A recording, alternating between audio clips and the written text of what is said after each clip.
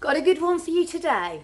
Now, this is a bit of an impromptu video, but I couldn't resist because we're all shocked. Everyone in our group is shocked. So a lady joined recently, and she posted a post. She said, "Oh, my friends told me I should post this and show you all what's happening, show you all what's going on and what's going on in the job centre." So she posted a picture. Would you like to have flexible work that lets you balance work and personal commitments? Working the hours you choose? Would you like to own your own business? Or would you like an extra income? If so, Avon could be for you. Whether it's selling online with brochures or a bit of both, you can receive exclusive discounts and open the door to a world of exciting new products. You can build your business alongside Universal Credit. If you are interested in free training, an overview of the role, taking the fear out of self-employment and how this affects Universal Credit and a guaranteed job interview with no commitment, then please journal message back for more information. Right.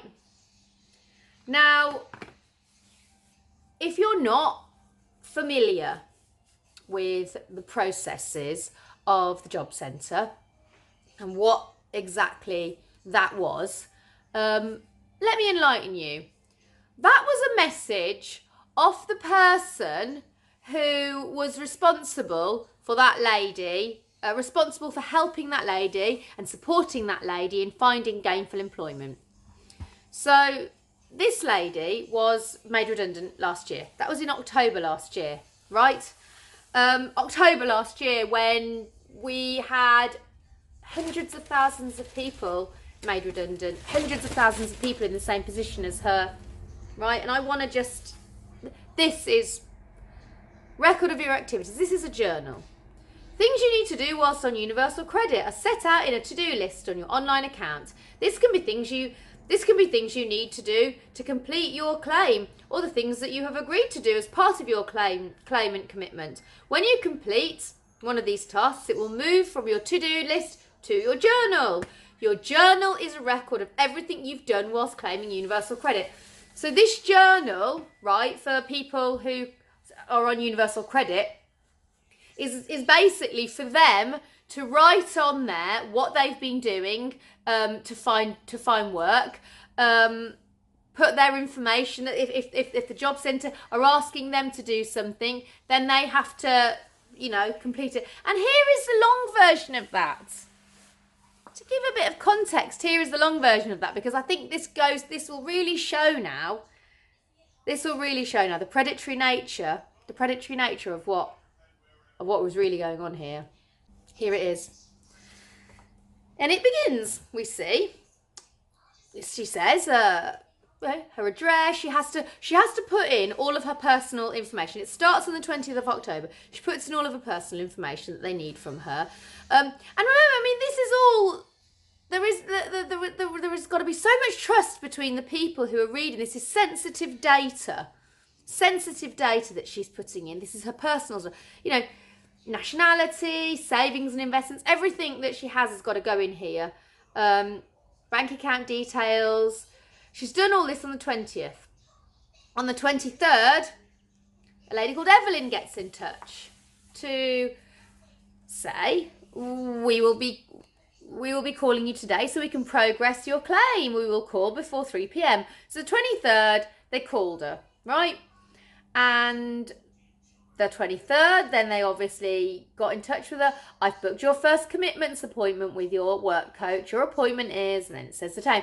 So this person is the one who begins the process. She hasn't spoken to anyone yet about finding work, right? This is the process beginning. This is the early days. So we go through a few more things she has to do. The 26th, tell us about the works. Have you looked for anything yet? Document upload completed. She's answered some equality questions. And then on the 27th, it confirmed that she'd attended her phone appointment. Now, I'm going to assume the phone appointment was with this gentleman. She's accepted her commitments have been completed. We go on. about reduced payments, and then she gets a message. Hi Jessica, further to our call. And this is obviously something that they discussed on the phone. And I'm going to guess that phone calls are probably recorded. We have a number of, because I'm guessing they talked about courses that she might be able to do. So further to our call, a number of the courses support coming up, and it goes on to talk about all the courses that she can take part in to help her, you know, upskill. And that was from somebody called Philip. And I'm guessing this is who's been assigned to her. And that was on the 27th. The next day, on the 28th, what pops up but our little message? Would you like to have flexible work that lets you balance? I mean, it goes from this kind of very job centre spiel, kind of no bullshit, we have a number of courses, to the sales pitch. And that is what he's written on there, right? Take out, you know, anything job centre related. That's what they'll plaster that on Facebook. They'll Facebook message people that's the sort of thing they cold message people with, people who are trying to get them in the downline. It's unbelievable that this is on here, but this is evidence of gross misconduct, and that's what I believe this is, gross misconduct, and we'll come to that in a second. It goes on, the previous earnings from work, she's completed that, and then on the 30th, so she understands that this Avon is not something that she wants to be involved in. Probably most people don't. We'll come on to it. This week I've applied for 8 roles, she says, and then she talks about the roles that she's gone for. Philip, this is a generic message. And then as soon as she got nothing back from Philip, after his generic message, there's Olivia now working on the case. Would Olivia be still working on this case if she'd have messaged Philip back to take him up on his offer? Now,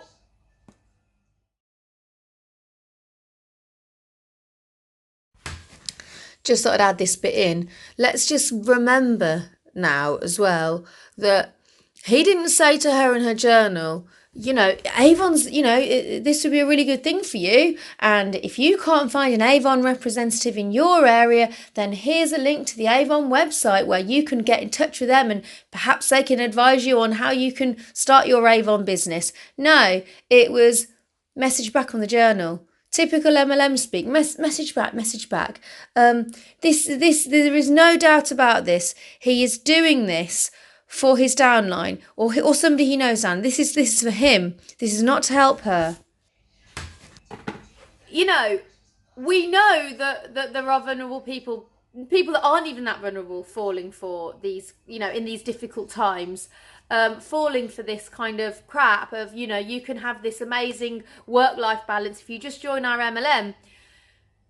But you're in the job centre, right? The most legit place that exists, right, for somebody to find gainful employment, and you have the person who has been assigned to help you and support you in looking for work, and they're trying to get you in their Avon downline.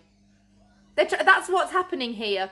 There is somebody in this position with this unparalleled advantage. You know, he is somebody that is going to be viewed as totally legit, and he's put his MLM pitch. How many other people is he doing this to? How many people has he done this to? Because the people who don't understand the nature of multi-level marketing and the fact that anyone is just going to get that job, they take anybody. You're saying it's a guaranteed job interview. There are people who are absolutely freaking desperate for work. There are people whose, you know, children have just reached 3 and they're being told that, you know, you've got to prove that you're looking for work, or you might get sanctioned. We might take some of your universal credit away if we think that you're not trying hard enough. This is the fear that people have, and they're told, listen, this is a guaranteed job interview for you. How many people are just going to do that because they feel like they've got to do that? And then they're going to be told, well, yeah, you know, you could do this, you can be self-employed, you know. Who's going to just go in for this thinking that if they don't, you know, they're not going to know the failure rate of 99%. They're not going to know that, you know, the the massive likelihood is that they will at best earn no money, at worst lose money. These are people who are trying to get work, trying to earn money, trying to make a living, trying to get off universal credit, you know. And you've got people like Philip that are going to put them in an even worse position than they were before. I mean, who is this man? Basingstoke Job Centre Plus, Philip. Philip from Basingstoke Job Centre Plus is recruiting people into either his downline or the downline of somebody he knows. This is what Philip is now doing. He is using government facilities, right, to recruit to his Avon downline. If this isn't gross misconduct, and let's come on to gross misconduct. Let's talk about what constitutes gross misconduct. Now, this is from a website, and I'll put all the links. This website provides training materials and software for people, for HR departments, right? And this is their definition. They go on, and I'll put it there. It's hard to define gross misconduct because there are so many examples of it. However, a few gross misconduct examples are, and he goes down, right? And the fourth one down, serious misuse of an organisation's name or property. Well, if this isn't a serious misuse of the name, I mean, your Job Centre Plus and you're trying to get somebody into your Avon downline, that's legitimising everything you're saying. You're using this official name and official body to legitimise your illegitimate job that isn't even a job. It's bloody, I mean, it's worse than slave labour. I mean, the taxpayers' universal credit, the universal credit that these people will be receiving is what will be used to buy the Avon stuff. It's what will be used to buy the brochures. It's what will be used to buy everything, because that's the only money that these people have at the moment. So Philip, right, is taking from taxpayers, deliberately knowing he knows how they will afford this. They will afford it with the universal credit that is given to them to survive, to support themselves, to support their families, to feed their kids, to heat their homes,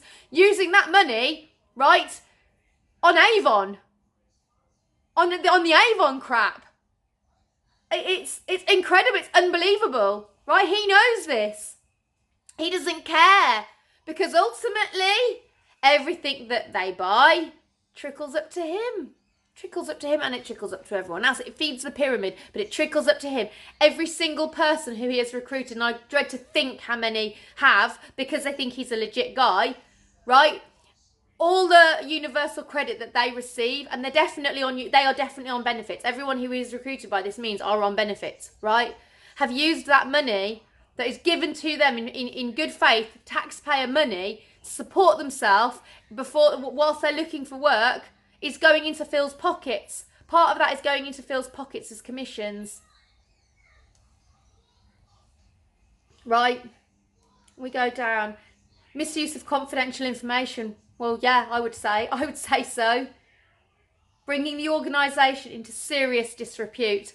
Well, if this isn't the most serious disrepute you could possibly bring an organisation of this scale into, I just don't know what is. The level of abuse here is just incredible.